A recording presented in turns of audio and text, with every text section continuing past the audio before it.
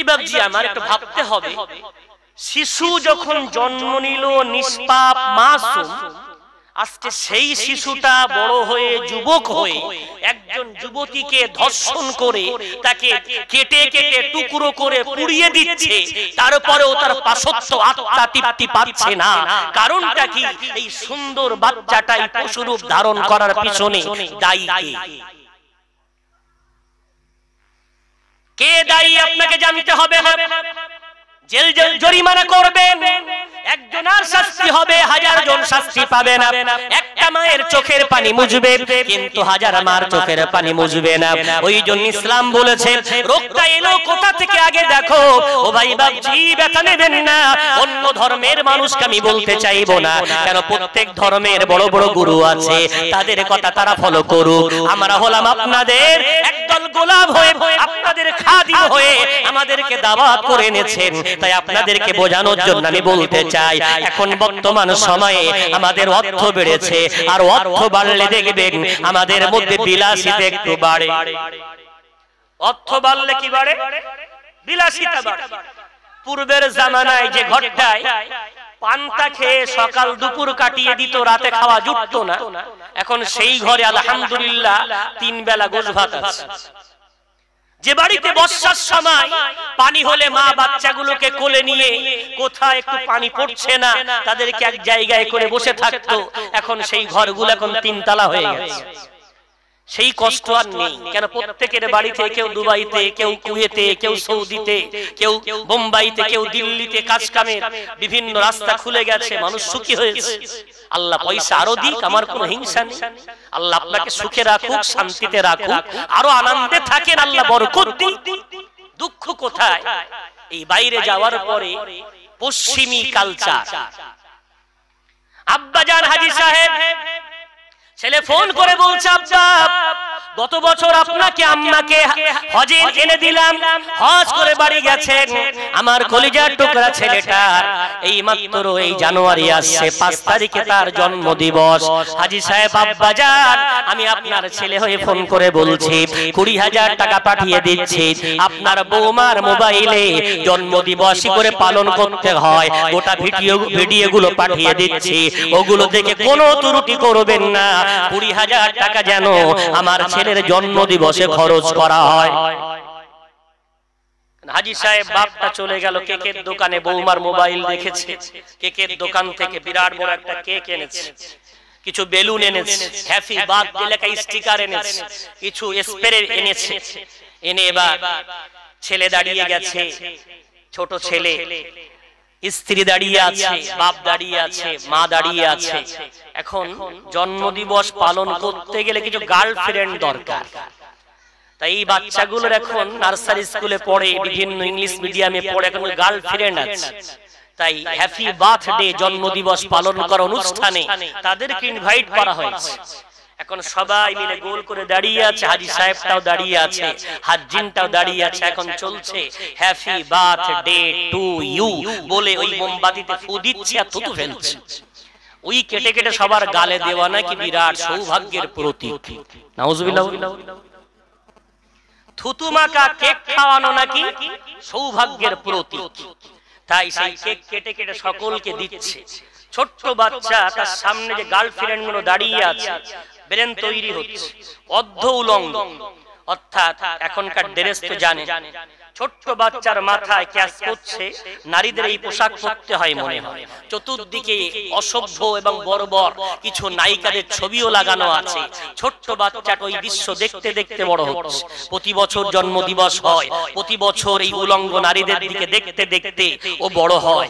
এরপরে যখন গেল স্কুলে, স্কুলে যাওয়ার পর এখন তো সেকুলার স্টেট ভারতবর্ষ, সব জাতির সব ধর্মের মানুষের সমান অধিকার, সুতরাং নারী পুরুষ সবাই ক্ষমতা আছে, যোগ্যতা আছে, টিচিং পাওয়ার তাদের আছে, তারা প্রয়োগ করবে।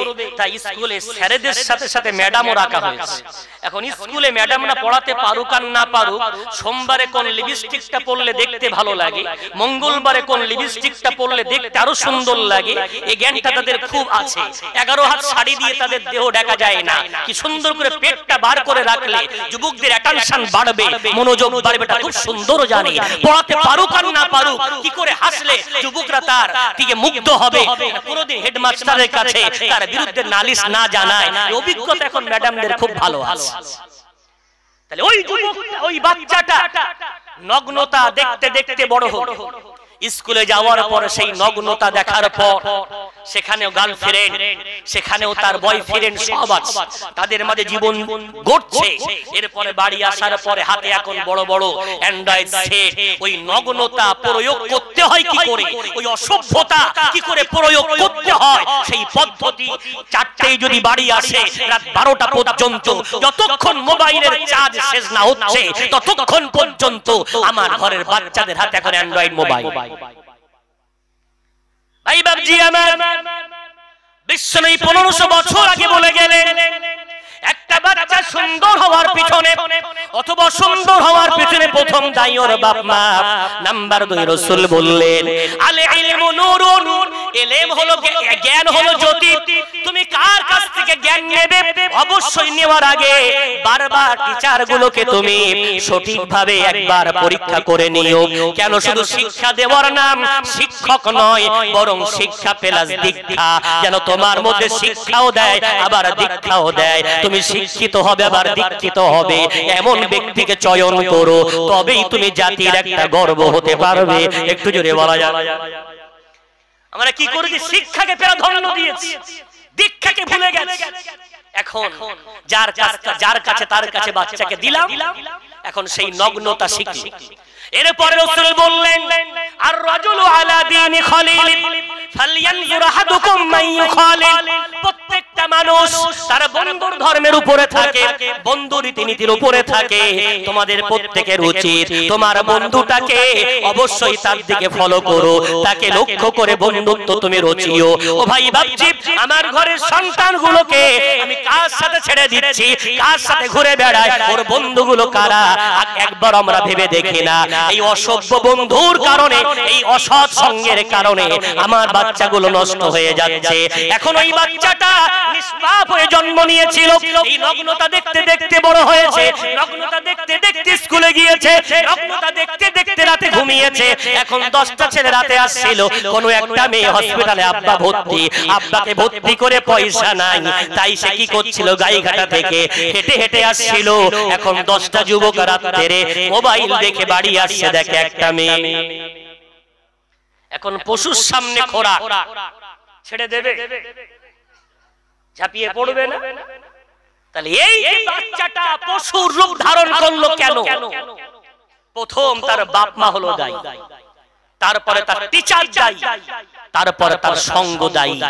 ওই জন্য এই যুবকটা নিষ্পাপ জন্ম নেওয়ার পরে আজকে পশুসুলভ আচরণ করে ওই মেয়েটাকে রেপ করে তাকে টুকরো টুকরো করে আগুন দিয়ে জ্বালিয়ে দিল অথবা নদীতে ভাসিয়ে দিল।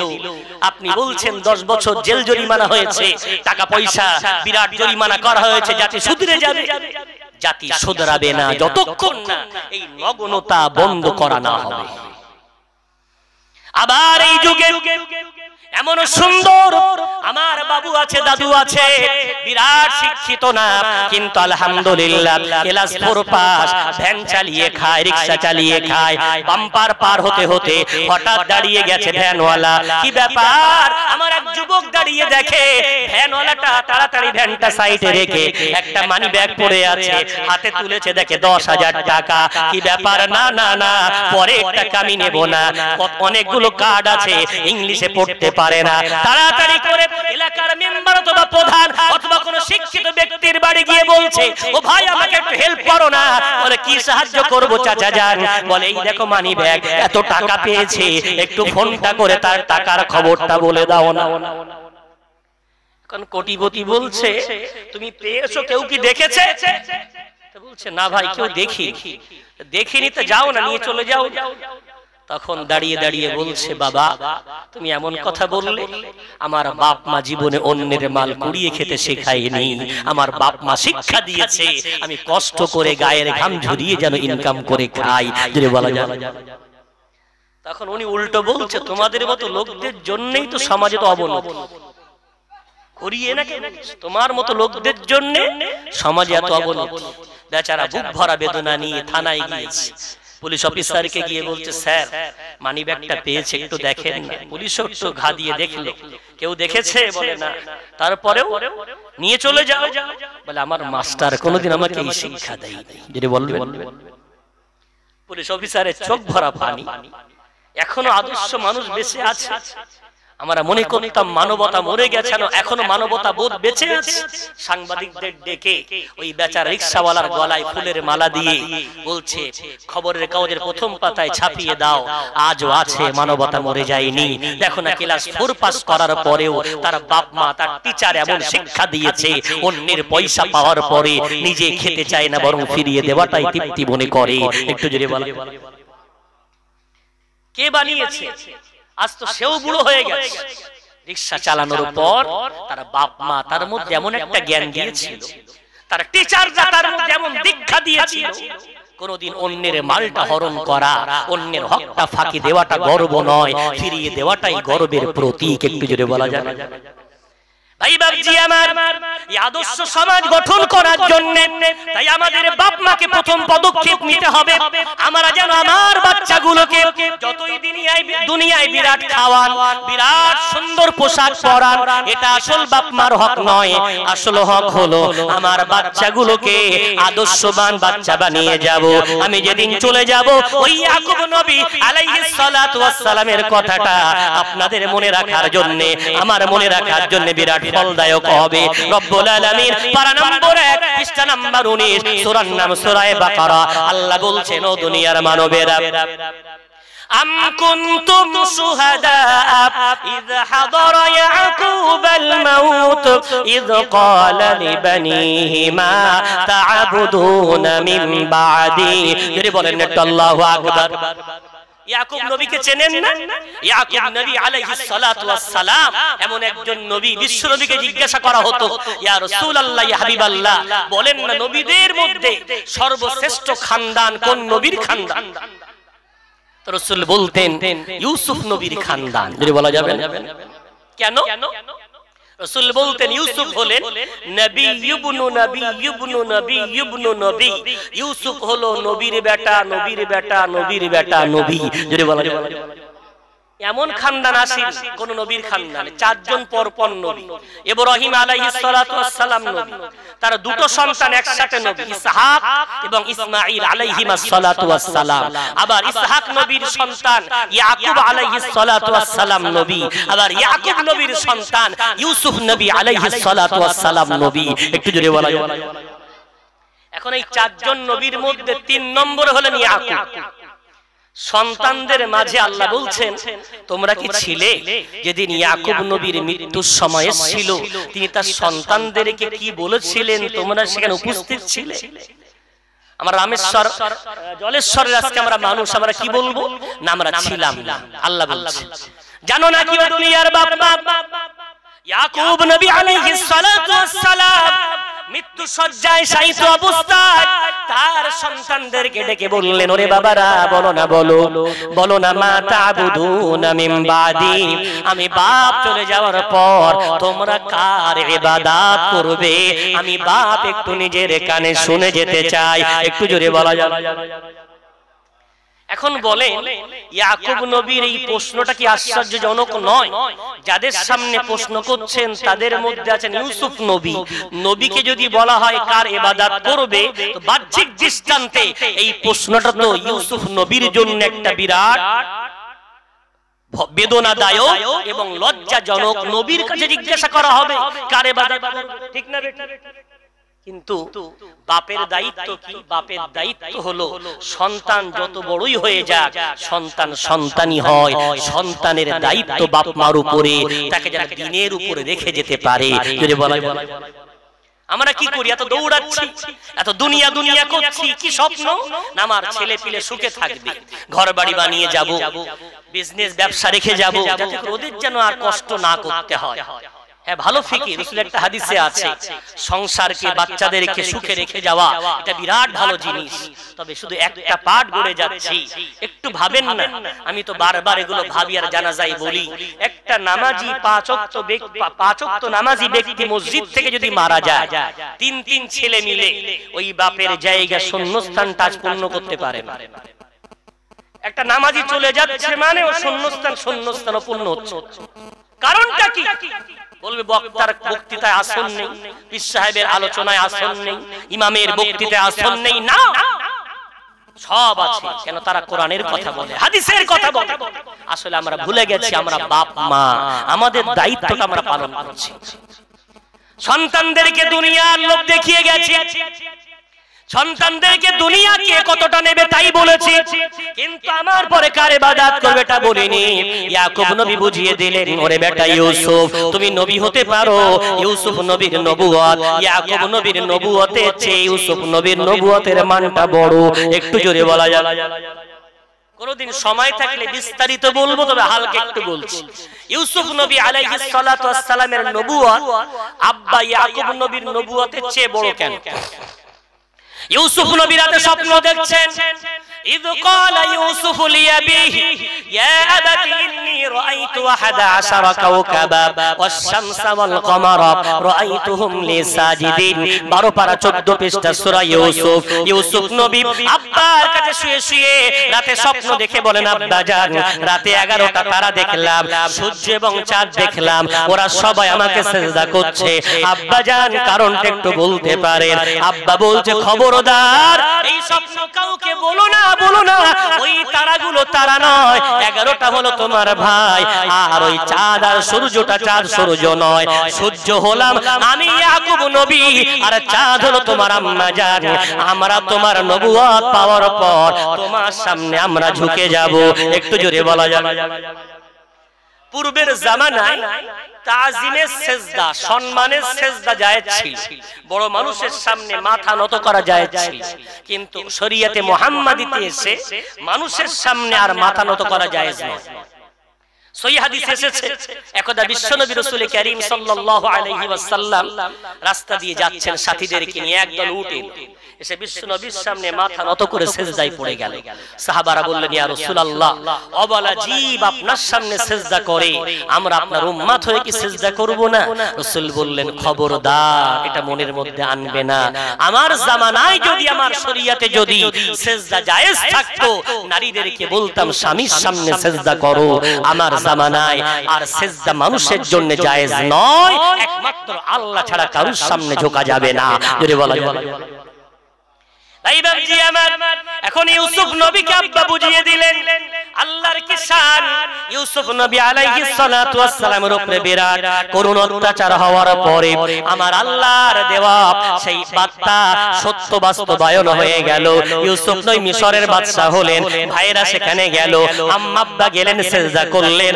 আব্বা বলেন, ইউসুফ, বলেছিলাম না আমার আল্লাহ তোমাকে এমন নবুয়ত দেবে, আমরা সবাই তোমার নবুয়ত মেনে নেব। একটু জোরে বলা যাবে।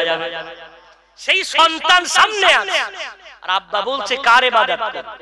আমরা এমন হয়ে গেছি, আমার সমাজের বাপ মা কথাই কথাই বলে, এখন ওয়ান পিস, তো আগে 3 পিস 4 পিস করে সন্তান হতো, এখন ওয়ান পিস, একটা ছেলে তো একটা মেয়ে, বিরাট যত্ন, জানে তো যত্নের তাড়নায় আমরা তাদেরকে আদর্শবান বানাতে পারছি না, অসভ্য বানিয়ে যাচ্ছি।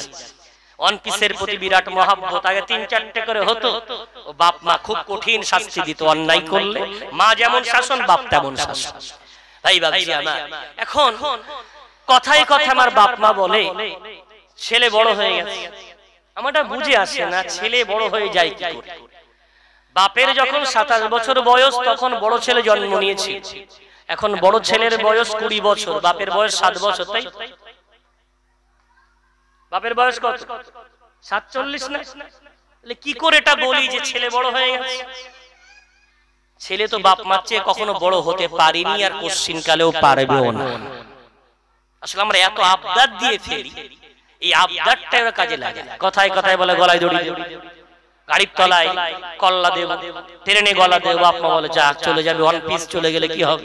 আর আমাদের বাপ মাদের বললো ওর উপরে আরো চালাবে, কেন একটা যাবে তারও 3টে আসে, সমস্যা। ভাই বাবজি আমার, সন্তান কোনোদিন বড় হয় না। একটা ঘটনা থেকে শিক্ষা নেন। ওমর ফারুক রাদিয়াল্লাহু তাআলা আনহু, তার কলিজার টুকরা সন্তান আব্দুল্লাহ ইবনে ওমর রাদিয়াল্লাহু তাআলা আনহুমা, আব্বাজান আমিরুল মুমিনিন, মুসলমানদের নেতা, মদিনার খলিফা আমিরুল মুমিনিন ওমর ফারুক। হঠাৎ একদিন আব্দুল্লাহ ইবনে ওমর এসে বলে, আব্বাজান আমাকে হুসাইন গালি দিয়েছে। ওমরে ফারুক বললে, কি বললে? হুসাইন তোমাকে গালি দিয়েছে। বলে, হ্যাঁ। কি বলেছে বলো না বাবা? বলছে, হুসাইন বলেছে গোলামের বেটা, গোলামের বাচ্চা। কি বলেছে? আহারে, হুসাইনের গালি শোনেন, মোহাব্বত এসে যায়। আমাদের বাচ্চারা কত কি দিয়ে গালি দেয়, আর হুসাইন গালি দিয়েছে কি বলে? গোলামের বাচ্চা। তো ওমর ফারুক রাদিয়াল্লাহু তাআলা আনহু কথাটা শুনে এমন একটা ভাব দেখিয়েছেন যেন ছেলে মনে করে যে ছেলের পক্ষে বাপ। বলে, তাই নাকি? বলছে, হ্যাঁ আব্বা, আমি কানে শুনেছি। বলে, লিখে আনতে পারবে? বলে, একদম পারবো। সন্তান আব্দুল্লাহ ইবনে ওমর হুসাইনের কাছে দৌড়ে গিয়ে বলে, ওরে হুসাইন, তুমি আমাকে এক্ষুনি গালি দিলে না? বলে, হ্যাঁ বলেছি গোলামের বাচ্চা। আবারও বলছি গোলামের বাচ্চা। বলে, লিখে দিতে পারবে? বলে, একদম পারবো। কাগজে লিখে দিল গোলামের বাচ্চা। আব্দুল্লাহ ইবনে ওমর কাগজটা নিয়ে দৌড়ে আব্বার কাছে এসেছে। আব্বাজান কাগজটা নিয়ে মিম্বার রাসূলে দাঁড়িয়ে বলছে, ও মদিনার সাহাবারা, আমি ওমর, আমার হাতে একটা কাগজ দেখতে পাচ্ছো, আমি যেদিন মারা যাব এই কাগজটা তোমরা আমার সাথে দিয়ে দিও। কি লেখা আছে জানো? কিয়ামতের দিন যদি আল্লাহ বলে, ওরে ওমর, তুমি কি আমল আমার কাছে এনেছো?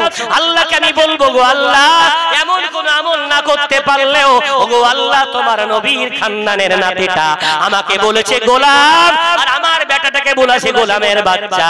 ও আল্লাহ, নবীর খানদানের নাতি হুসাইন যদি আমাকে গোলাম বলে, ওই গোলাম বানানোর বদৌলতে আল্লাহ আমাকে একটু পার করিয়ে দাও না। একটু জোরে জোরে বলা যাবে? বলেন একটু সুবহানাল্লাহ। আব্দুল্লাহ ইবনে ওমরের চোখ ভরা পানি। কি ভেবেছিলাম আর হলোটা কি? আমি ভাবছিলাম গোলামের বাচ্চা হওয়া লজ্জার ব্যাপার, আমার বাপ তো গোলাম হতেও রাজি আছে। এই খানদানের গোলাম হওয়া মানে দুনিয়াতেও সফল, আখিরাতেও সফল। একটু জোরে বলা যাবে? সন্তান বড় হয় না, সন্তান ছোটই থাকে। এভাবে বাচ্চাকে শিক্ষা দেন, এভাবে বাচ্চাকে বড় করেন। ওরে বাবা, আল্লাহ বল, আমি যদি আজ চলে যাই তুমি কার ইবাদত করবে? ও বাবা, তুমি বলো না, আমি মরে যাওয়ার পর তুমি কার বান্দেগি করবে? আমরা মনে করছি আমাদের সামনে অনেক সময় আছে, কিন্তু ভাই বাবজি কোরআনের কথা, ফাইদা জাজালুহুম লা ইস্তাখিরুনা সাআতাও ওয়া লা ইস্তাকদিমুন। মৃত্যু যদি একবার চলে আসে, ও কিন্তু আসার পরে আর ফিরে যায় না। মালাকুল মউতের কোনো ভয় নেই, মালাকুল মউতের কোনো দয়া নেই। ও কোনো আগেও আসে না, পরেও আসে না। যার কাছে আসে টাইমেই আসে, আবার নিয়েই চলে যায়। কি স্বপ্ন ছিল মানুষটার, বেচারা গরিব মানুষ, ভাটায় কাজ করে, সারা বছর কাজ কাম করে 1050-60 করতে পারে। তো প্রথম বছর কাজ করে 5000 ইট তুলেছে, পরের বছর কাজ করে এক গাড়ি বালি ফেলেছে, পরের বছর কাজ করে কিছুটা পাথর ফেলেছে, পরের বছর কাজ করে কিছুটা বিল্ডাসে গিয়ে অগ্রিম জমা করেছে, পরের বছর বড় নিয়ত মাটির বাড়িতে এবার পাকা করবে। ঢালাই মেশিন বলে এসেছে। ইমাম সাহেবকে বলে, আমি একটু ঘর বানাচ্ছি, আল্লাহ আমায় ঘর বানাতে দিয়ে দোয়া করে দেবেন, সকালে একটু আসবেন, রবিবার সকাল 8টায় ছাদ ঢালাই হবে। এখন ছাদ ঢালাই মানে গরিব মানুষ যে, তার ছাদ ঢালাই মানে বিয়ের মতো আনন্দ। আত্মীয় স্বজন, বন্ধু বান্ধব, মোটামুটি যতটুকু বলার সব বলেছে, শ্বশুর শাশুড়ি সব আসবে। বাপ রাত্রে বাজার ঘাট করে হিসাব কিতাব করতে 2টো বেজে গেছে। তো ঘর, মাটির ঘরটা ভেঙে ফেলেছে, পাশের একটা ছোট ঝুপড়িতে আব্বা থাকে, অন্য এক ঝুপড়িতে ছেলে মেয়েগুলোকে নিয়ে মা থাকে। আব্বাকে কেউ ডিস্টার্ব করছে না, বাপ ঘুমাচ্ছে, রাত জেগে ঘুমিয়েছে। বেলা 8টা বাজে দরজা আওয়াজ দিচ্ছে, মেয়ে গিয়ে দরজা খোলে না, ছেলে গিয়ে দরজা খোলে না, স্ত্রী গিয়ে দরজা খুলছে না বলে আতঙ্ক হয়েছে। হাতটা বাড়িয়ে শিকলটা খুলে ভিতরে গিয়ে দেখে কম্বল মুড়ে দিয়ে ঘুমোচ্ছে। খুব রাগ করে বলছে, আর কতক্ষণ ঘুমাবে? ইমাম সাহেব চলে এসছে, ঢালাই মেশিন ওঠো, আওয়াজ আসে না, কি ব্যাপার? কম্বলটা তুলে দেখছে, বেচারা ঠান্ডা হয়ে আছে, ডুকরে কেঁদে উঠেছে। ছেলে দৌড়ে এসছে, মেয়ে দৌড়ে এসছে। ইট পড়ে আছে, ইটের মালিক নেই, বালি পড়ে আছে, বালির মালিক নেই, ঢালাই মেশিন এসেছে, যে ব্যক্তি দাওয়াত দিল ঢালাই মেশিন আসতে সেই ব্যক্তিটা নেই। ইমাম সাহেব এসেছিল, সবরসানি করবে, ফিরে গিয়ে মসজিদে ঘোষণা দিচ্ছে, বিশেষ ঘোষণা, অমুকের বেটা অমুক চলে গেছে, জোহর বাদ জানাজার নামাজ হবে। ভাই বাবজি আমার, এত পয়সা, এত গাড়ি বাড়ি, এত বিষয় সম্পদ সব পড়ে থাকলো, কি নিয়ে গেলাম, কত মনে প্ল্যান ছিল, ঘরের ছাদটা ঢালাই দিয়ে আর আমি কাজ কাম বেশি করব না, ছেলেগুলো বড় হচ্ছে, ওরা প্লাস্টার করে নেবে, রংচং করে নেবে, আমি বাপ, আমার বয়স এখন 45 হয়ে গেছে, আমি আর পাচ্ছি না, ওরা ঘরগুলো সাজাবে, এই চিন্তা ভাবনা ছিল। ঘরের ছাদ ঢালাই দিয়ে এবার নামাজ ধরবে, আর নামাজ ছাড়বে না, এবার দাড়ি রেখে দেবে, আর দাড়ি কাটবে না, এবার একটু বাইতুল্লাহর দিকে যাবে, ওমরা আদায় করবে, হজ করবে, পাক্কা মুসলমান হয়ে যাবে। কিন্তু আল্লাহর কি শান ছিল, সেই সময় যে তার কাছে এলো না। ও ভাই বাবজি, এই যে মনে আশার উপরে বেঁচে আছি, করে নেব, এটা কখনোই সম্ভব না। আজকেই করব, আজকের দিনটাই আপনার, আগামীকালটা আপনার না, আগামীকালটা অনেক দূরের রাস্তা, ওটা কখনো ধরা যায় না, আগামীকালটা আজ হয়ে যাবে। একমাত্র কিয়ামতের দিন যেদিন আসবেন সেই দিনটা আপনার, ওটাই হবে আপনার আল মালিক ইয়াউমিদ্দিন। সুতরাং আপনার কোনদিন আগামীকালটাকে ধরা যাবে না, প্রতিদিন আপন দিন হবে। আসেন একটু নিয়ত করে নি, আর ওই দুনিয়ার পিছনে না ছুটে আপনার সাধ্যমতো দুনিয়া উপার্জন করেন, ইসলাম বাধা দেবে না। তবে আদর্শ একটা সন্তান গড়ের, পরিবার গড়ের, এবং আল্লাহর হকটা আদায় করেন। কেন সমাজ গড়ার পিছনে অন্য কারোর ভূমিকা নয়, আপনার হলো প্রথম ভূমিকা। আপনি আগে নামাজি হন, ছেলে নামাজি হবে, মা আগে নামাজি হোক, মেয়েটা নামাজি হবে, বাপ আগে হালাল খাক, ছেলেটাও হালাল খাবে, মা আগে পর্দা করুক, মেয়েটাও পর্দা করবে। কেন বাপ মা উভয় মিলে একটা সুন্দর পরিবার গড়া যায়, পরিবার থেকে হয় সমাজ, সমাজ থেকে হয় দেশ। এই যে দেশ সুন্দর, সমাজ সুন্দর, পরিবার সুন্দর, ওটা হতে গেলে আমরা বাপ মা আমাদের আগে সুন্দর হতে হবে। ইনশাআল্লাহ একটা সুন্দর আদর্শ সমাজ হবে। একটু জোরে বলা যাবে না? আদর্শ সমাজ গঠনে বিশ্বনবী রাসূল কারীম সাল্লাল্লাহু আলাইহি ওয়াসাল্লাম এটা বুঝিয়ে দিয়ে, দুনিয়ার কাউকে ফলো করো না, আমাকে ফলো করো, আমি রাসূল। দেখো আমি নিঃশ্বাস কি বলে, শূন্য হাতে এলাম, ইতিম হয়ে জন্ম নিলাম, কিন্তু আমার রাসূলের যখন ইন্তেকাল হচ্ছে, পৃথিবীর শাহেনশাহ অদ্বিতীয় এমন নবী আর ধরার বুকে আসবে না। আল্লাহ বলছেন নবী মুহাম্মদ, আমি আল্লাহ আল ইয়াউমা আকমালতু লাকুম দীনাকুম, তোমার দ্বারা ইসলামটাকে পূর্ণতা প্রদান করে দিলাম। একটু জোরে বলা যায়? কেউ ভাবতে পেরেছি বাপ হারা সন্তানটা, মা হারা সন্তানটা, দাদা হারা সন্তানটা একদিন পৃথিবীর শ্রেষ্ঠ নায়ক হয়ে উঠবে? কেউ তো জানতে পারে। হ্যাঁ, রব্বুল আলামিন বুঝিয়ে দিলেন, আল্লাহর উপরে বান্দা যদি ভরসা করে, নারী পুরুষ উভয় মিলে যদি চেষ্টা করে, সমাজের ধারা পাল্টানো আজও সম্ভব। আর আমরা যদি মনে করি না পুরুষরা মিলে করব, কখনো হবে না, নারীরা একা মিলে করবে, কখনো হবে না। সর্বোপরি একটি হাদিস বলে আলোচনা সমাপ্ত করতে চাইবো। হাদিসটা একটু লম্বা, তবে হাদিসের সারার্থ এমন, রাসূল বলেছেন 5টা জিনিস ঘটবেই, কেউ রদ করতে পারবে না। 5টা জিনিস ঘটবে, কেউ রদ করতে পারবে না। 5টা জিনিস ঘটার আগে 5টা জিনিসকে তোমরা মূল্য দাও। বিশ্বনবী বললেন, ইগতানিম খামসান ক্বাবলা খামসিন, 5টা জিনিস ঘটে যাবে, ঘটার আগে 5টা জিনিসকে তোমরা গুরুত্ব দাও। নম্বর 1, রাসূল বললেন, শাবাবাকা ক্বাবলা হারামিক, তোমার সারা জীবন যৌবন কাল থাকবে না, একদিন না একদিন বার্ধক্য কাল আসবে। তাই যৌবন কালটাকে বিরাট গুরুত্ব দাও। কেন যৌবন কালটা হলো তোমার যেমন ইনকামের সিজন, তেমন ইবাদতেরও সিজন। একটু জোরে বলা যাবে? কিয়ামতের দিন আরশের ছায়াতলে যারা ছায়া পাবে, তারা 7 শ্রেণীর মানুষ।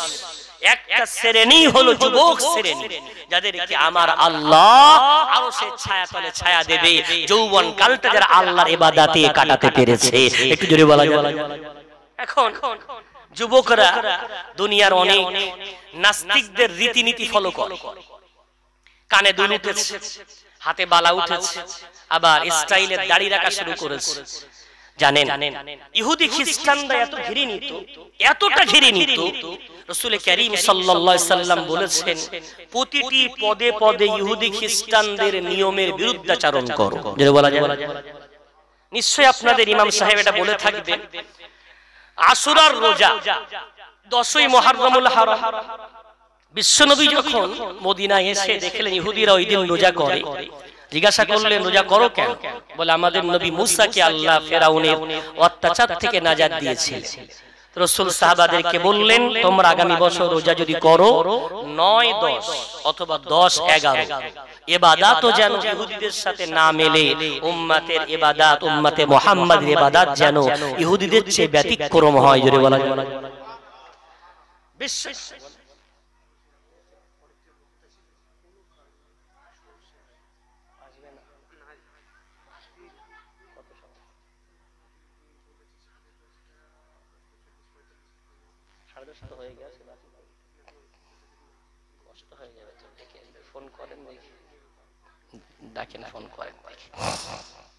তো ভাই বাবজি আমার, বিশ্বনবী রাসূল কারীম সাল্লাল্লাহু আলাইহি ওয়াসাল্লাম বললেন 9-10 অথবা 10-11 ওদের বিরোধিতা করো।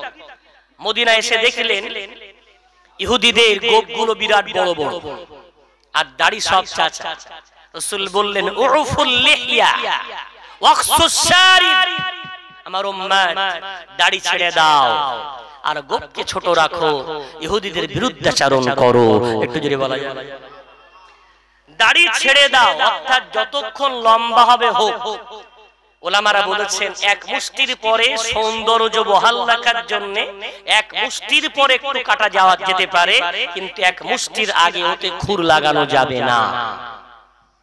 এখন মেসি মার্কা দাড়ি, বিরাট কোহলি মার্কা দাড়ি, নেইমার মার্কা দাড়ি, এগুলো তো সুন্নাত না, এগুলো হলো ওই যাদের রীতি ফলো করে চলছেন তাদের পদ্ধতি।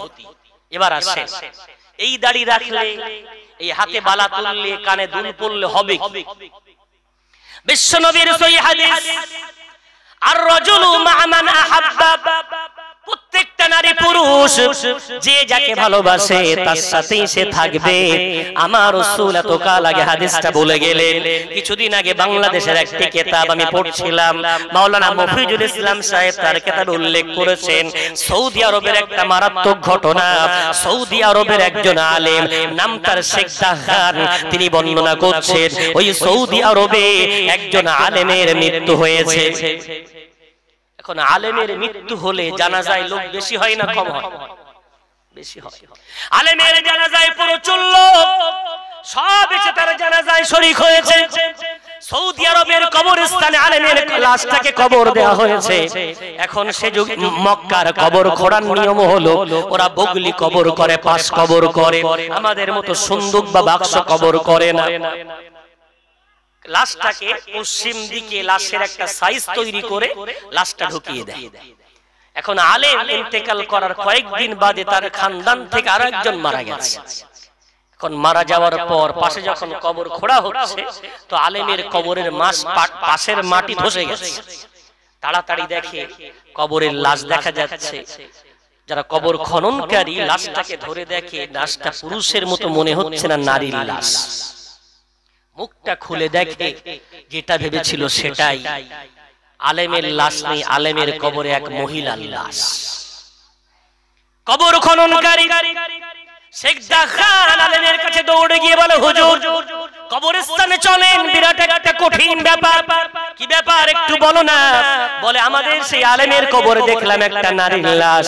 শেখ দাখান দৌড়ে এসেছে, এসে দেখে একটা নারী, তবে নারীটার চেহারা কোন সৌদি আরবের নারীদের মতো না।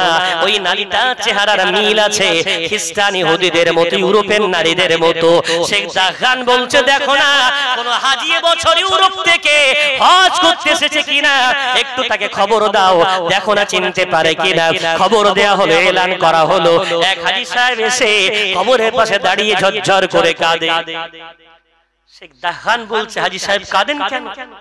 তো বলছো এই মেয়েটাকে আমি চিনি। যে বলবেন মেয়েটাকে আমি চিনি। হাজী সাহেব তার মানে একটু বলে। বলে কি বলবো, মেয়েটা হলো খ্রিস্টানের মেয়ে। আমার কাছে একদিন এসে বলে, হুজুর আমি মুসলমান হতে চাই, আমার কি করণীয়? আমি তখন বললাম, একটু আরবি শেখো, একটু পারলে উর্দু ভাষাটা শেখো।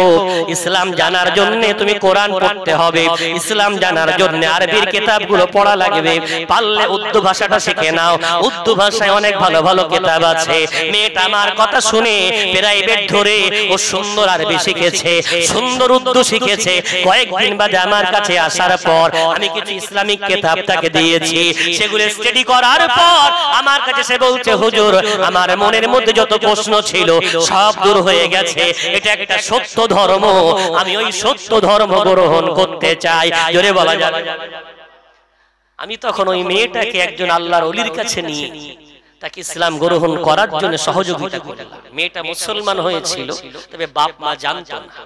দেখা হলেই মেয়েটা এসে বলতো, হুজুর আমার যদি আল্লাহ মক্কা মদিনায় জীবন গড়া তৌফিক দিতেন, আমি যদি মক্কা মদিনার বাসিন্দা হতাম কতই না ভালো হতো।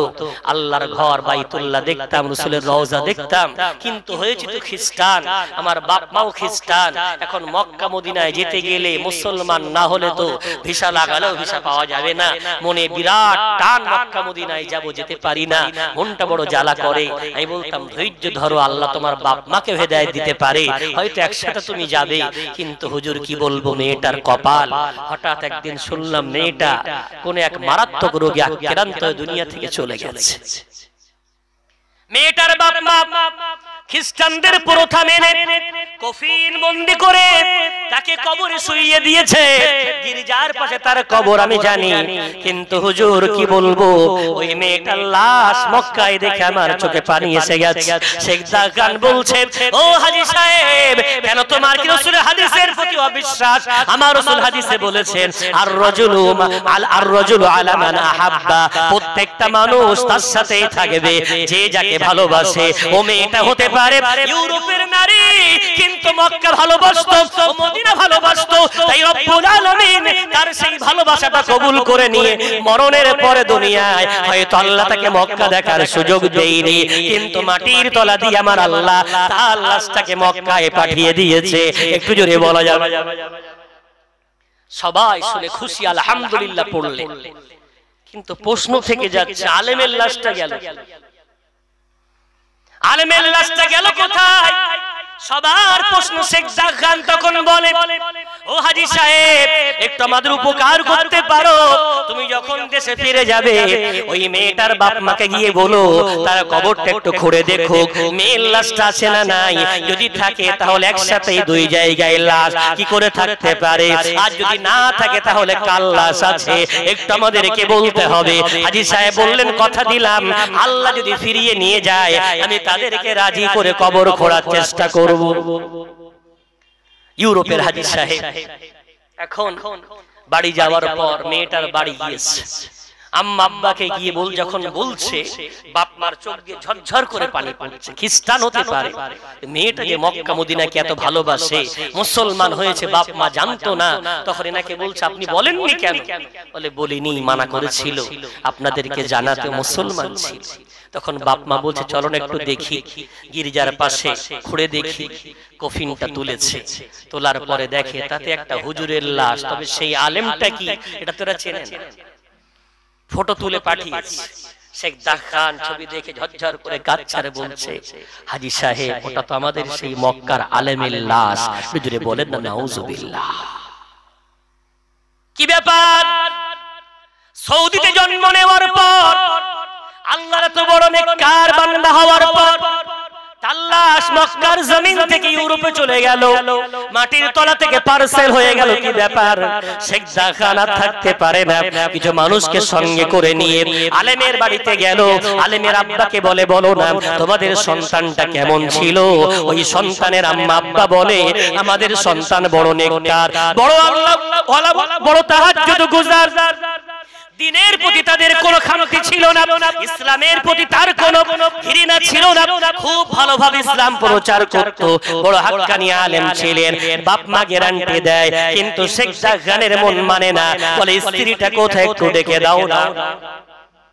আমি বলেছিলাম, গোপন খবর বলতে পারে কে? বাইরেটা তো অনেক সুন্দর সাজানো যায়, আমার ভিতরটা কেমন কেউ জানে না, জানে কি আমার জীবন সঙ্গী। স্ত্রীটাকে ডেকে বলছে, মা তো বলো না তোমার স্বামী কেমন?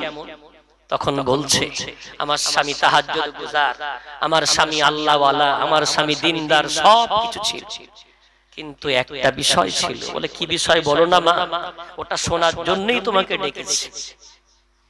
ওই মেয়েটা তখন বলছে, হুজুর আমার স্বামী শীতের রাত্রে আমার সাথে যখন মেলামেশা করত, বারবার আমি তার এটা বলতে শুনেছি, বারবার বলতো ইসলামের এই গোসল করার নীতিটা বড় কঠিন, খ্রিস্টান ধর্ম কত ভালো, মেলামেশা করার উপরে তৎক্ষণাৎ গোসল করার নীতি নাই। ইসলাম ধর্মে কঠিন ভাবে নাপাক থাকা থেকে মানুষকে মানা করা হয়েছে। ইসলামের নীতিটা বড় কঠিন, খ্রিস্টানদের নীতিটা বড় ভালো। একজন আলেম হয়ে ওর ইসলামের রীতি ভালো লাগতো না, ওর খ্রিস্টানের রীতি ভালো লাগতো। আলেমের দিনটা ঝরঝর করে কাঁদে, বাপ্পা ঝরঝর করে কাঁদে, ওরে বৌমা তুমি কি বলছো আমার ছেলের নামে? বলে যেটা সত্য সেটাই বলছি। বলে আর বলতে হবে না, আলেম হওয়ার পরেও ওর ইসলাম ভালো লাগলো না, আলেম হওয়ার পরেও রাসূলের সুন্নাত ভালো লাগলো না, আলেম হওয়ার পরেও আল্লাহর বিধান ভালো লাগলো না। ও সৌদির আলেম হওয়ার পরেও আমার আল্লাহ কবরের লাশটা সৌদি থেকে পার্সেল করে ইউরোপে পাঠিয়ে দিয়েছে। তোমার যখন খ্রিস্টান ধর্ম ভালো লাগলো, তুমি তো ওইখানে যা থাকার যোগ্য, তাই আমার আল্লাহ ওই লাশটাকে ইউরোপে পাঠিয়ে দিয়েছে। জোরে বলেন না নাউজুবিল্লাহ। তোমার শরীয়ত ভালো লাগছে না, মুখের দাড়ি ভালো লাগে না, নাস্তিকদের ওই কাটা দাড়ি প্রথম পেঁচার মতো ছুঁচো মার্কা সব দিকে ছেটে এখানটা ঝুল করে রেখেছে, এখান থেকে কেটে আবার ডিজাইন করেছে। করো, কাকে ফলো করছো? যাকে ফলো করে করছো তার সাথে হাসর নাসর হবে। আমার রাসূলের দাড়িতে কোনো স্টাইল ছিল না, আমার রাসূলের দাড়ি এমন ওই ছুঁচো মার্কা ছিল না, বিশ্বনে কোনো সুন্নাত নিয়ে কবরে যাননি। আমার রাসূলের মুখ ভরা সুন্নতি দাড়ি, সব সুন্নাত রাসূল উম্মতের জন্য রেখে গেছেন, কোনো সুন্নাত নিয়ে যাননি। একটা সুন্নাত সঙ্গে নিয়ে গেছেন, তার নাম হলো এই মুখ ভরা সুন্নতি দাড়ি। একটু জোরে বলা যাবে না? ও নওজোয়ান যুবক, তাই তোমার যৌবন কালটাকে গুরুত্ব দাও, শরীয়তটাকে প্রাধান্য দাও, শরীয়তটাকে তুমি সর্বদা আগে আগে এটাকে মূল্যায়ন করো। দুনিয়ার অন্য কোন দিকে তুমি মাথা তুলে তাকিও না। রাসূল বললেন, ইগতানিম খামসান ক্বাবলা খামসিন, বৃদ্ধ একদিন হবে, তবে যৌবন কালটাকে গুরুত্ব দাও। বৃদ্ধ কালটা আমার আল্লাহ নিয়ামত দিয়ে ভরিয়ে দেবে। জোরে বলা যাবে না সুবহানাল্লাহ। নাম্বার 2 রাসূল বললেন, ফিরাগাকা ক্বাবলা শুগলি, অবসর সময়টাকে মূল্যায়ন করো ব্যস্ত হওয়ার আগে আগে। সারা জীবন তুমি অবসর সময় পাবে না, একদিন তুমি ব্যস্ত হয়ে যাবে। তাই ব্যস্ত হয়ে যাওয়ার আগে অবসরের সময়টুকু তুমি পাচ্ছ, এটাকে আল্লাহর জন্য তুমি কাটিয়ে দাও। দুঃখ লাগে জানেন, আমাদের অবসর সময়গুলো নকআউট ফুটবল টুর্নামেন্ট চলছে 3 দিন ব্যাপী, তাতে কেটে যাচ্ছে। ক্রিকেট টুর্নামেন্টে চলে যাচ্ছে, কত খারাপ গুনার আড্ডায় কেটে যাচ্ছে। কিন্তু একবারও ভাবছি না অবসর সময় আজ আছে, কাল হয়তো ব্যস্ত হয়ে যাব।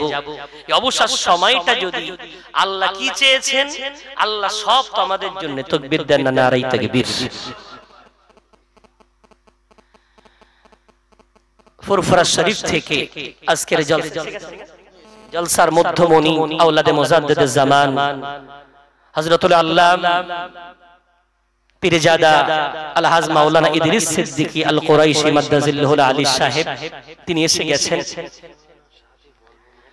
তাকবীর দেন, নারায়ে তাকবীর, নারায়ে তাকবীর। আলহামদুলিল্লাহ।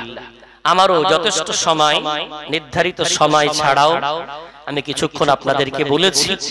সর্বোপরি হাদিসের সারার্থ একটু আপনাদেরকে বলে 5টা জিনিস আসবেই। তো অবসর সময় আছে, ব্যস্ততা আসবেই, ব্যস্ততা আসার আগেই অবসর সময়টাকে যদি একটু আল্লাহর ইবাদতে কাটাতে পারি, ব্যস্ততার সময় আমার আল্লাহ অবসর সময়ের সওয়াবগুলো ওই ব্যস্ততার সময় আমলনামায় যুক্ত করে দেবে। জোরে বলেন না সুবহানাল্লাহ। নাম্বার 3 বিশ্বনবী বললেন, গিনাকা ক্বাবলা ফাকরিক, পয়সা সব সময় থাকবে না। পয়সা যখন আছে হালাল পথে উপার্জন করো, হালাল পথে ব্যয় করো। যেদিন অভাব এসে যাবে, এই হালাল পথে ব্যয় করা, আয় করা সওয়াবটা অভাবের দিন আমার আল্লাহ তোমাকে বরকত স্বরূপ ফিরিয়ে দেবে। যদি বলা নম্বর 4 রাসূল কারীম বললেন সিহহাতাকা ক্বাবলা মারাদিক, সারা জীবন সুস্থ থাকবে না, একদিন অসুস্থ হয়ে যাবে। অসুস্থ হওয়ার আগে আগে এই যে সুস্থ আছো এটাকে আল্লাহর জন্য কাজে লাগাও। অসুস্থতার সময় আমার আল্লাহ তোমার এই সওয়াবগুলো তোমাকে প্রদান করে দেবে। যদি বলা যায় নম্বর 5 আল্লাহ রাসূল বললেন হায়াতাকা ক্বাবলা মাউতিক, মৃত্যু একদিন আসবেই আসবে, বেঁচে থাকবে না। তাই যতদিন জীবনটা আছে এই জীবনটাকে মূল্যায়ন করো। মৃত্যু আসার আগে আগে আমাদের মতো আমাদের বাপ দাদারাও এই দুনিয়ায় জলসা দিতেন, আমাদের মতো তারা কমিটি ছিলেন, আমাদের মতো জমির উপরে তারাও বিচারণ করতেন। আজ তারা মাটির তলায় পোকামাকড়ের খোরাক হয়ে গেছে। আগামীকাল আমার আপনার পালা। নতুন বাচ্চা এসেছে মানে ভাববেন না, অনেকে বাচ্চা হলে আনন্দ করে, কিন্তু এটা ভাববেন আসছে মানে একজনের যাওয়ার পালা এসে গেছে। একজন এসছে মানে একজনা যাওয়ার পালা এসে গেছে। তো বাচ্চা আসা নিয়ামত, তাই ভাববেন একজন যে হোক যাবে। কারণ আল্লাহর তো রিজিক নির্ধারিত, কে কতজন আল্লাহ প্রতিদিন খেতে দেবে। তো প্রতিদিন আল্লাহ পাঠায়ও, প্রতিদিন আল্লাহ তোলেও, কাজ যে কখন তুলো আমরা কেউ জানি না। তাই যে জীবনটা আছে জীবনটাকে মূল্য দিই। যাই বা হোক, আলোচনার টপিক ছিল সমাজ গঠনে বিশ্বনবীর কি ভূমিকা ছিল, সে আদর্শ সমাজ গঠনে আমার আলোচনা ছিল। আমরা বাপ মা যদি একটু দায়িত্ব নিয়ে ওই সমাজের হালটা ধরি, নারী পুরুষ সবাই মিলে যদি সমাজটাকে আবার পরিবর্তন করার নিয়ত করি, ইনশাআল্লাহুল আজিজ এই সমাজ আবার সুন্দর হবে, আদর্শবান হবে, পরিবার সুন্দর, সমাজ সুন্দর, দেশ সুন্দর, আবার মানুষ শান্তি পাবে। একটু জোরে বলেন না ইনশাআল্লাহ। আমার ভাষাগত ভুল ত্রুটি হলে ক্ষমা সুন্দর নজরে দেখবেন।